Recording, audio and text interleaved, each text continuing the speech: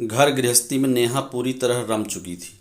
उसे घर परिवार का ध्यान रखना, उनकी पसंद का खाना बनाना सभी कुछ अच्छा लगता था, क्योंकि नेहा की काकी ने उसे 8वीं क्लास के बाद सिर्फ घर परिवार को कैसे ध्यान रखना है, खाना कैसे बनाना है, बस इतना ही सिखाया था।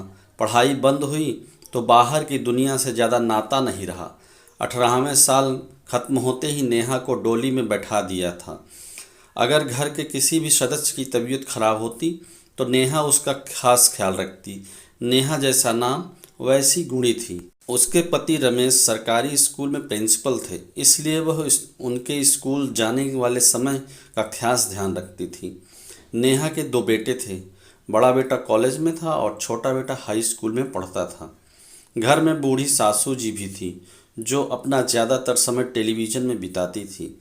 पर समय कब ऐसा चलता है, कुछ समय से नेहा को अपनी सेहत कुछ अच्छी नहीं लग रही थी। वह कुछ काम करती तो उसे थकान महसूस होने लगती। एक दिन नेहा ने रमेश से कहा, कुछ दिनों से मुझे ज़्यादा थकान महसूस होने लगी है।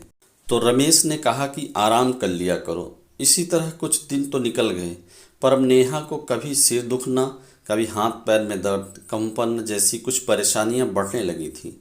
नेहा रमेश को जब भी अपनी तबीयत के बारे में बोलती तो रमेश मुंह बनाकर कहते, तुम कब ठीक रहती हो, तुम्हें तो कुछ न कुछ होता ही रहता है, लाओ जल्दी खाना दो, मुझे जाना है। नेहा मायूस होकर चुप्पी साध गई और रमेश को खाना परोस कर फिर पेन किलर दवा खाकर धीरे धीरे अपने काम में निपटाने लग गई। अब तो नेहा दिन में जब भी कभी आराम करती तो बेटा चिल्लाते हुए बोलता, क्या माँ, जब देखो तुम पड़ी रहती हो। वह थकी थकी सी उठकर बोलती, क्या हुआ, तो बेटा बोलता, मुझे खाना दो। नेहा बेटे को खाना परोसती, फिर धीरे धीरे घर के दूसरे काम में लग जाती। नेहा का चेहरा दिनों दिनों मुरझाने लगा था। उसकी रंगत फीकी पड़ने लगी थी। रमेश शाम को जब घर आता तो उसका मुरझाया हुआ चेहरा देखकर बोलता, अच्छे से नहीं रह सकती हो क्या? घर में तुम्हें हल नहीं चलाना पड़ता, जो ऐसी थकी सी दिख रही हो। यह सुनकर नेहा अंदर ही अंदर टूट गई। वह झूठी मुस्कान के साथ बोली, कुछ नहीं, बस ऐसे ही, अभी चाय बनाती हूँ, आप कपड़े बदल लो। नेहा ने सभी के लिए चाय बनाई, फिर वह खाना बनाने की तैयारी करने लगी। आज नेहा को पेनकिलर दवा का भी असर नहीं हो रहा था। वह अपने दर्द को छिपाते हुए सबको खाना खिलाने लगी।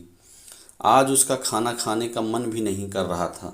नेहा ने जैसे तैसे थके हारे मन और तन से घर का काम निपटाया।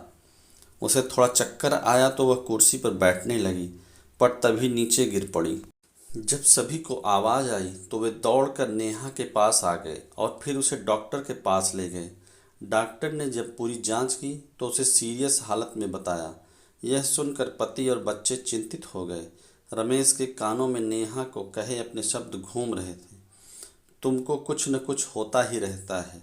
काश उस समय रमेश नेहा की हालत को समझ लेता तो आज पछताना न पड़ता।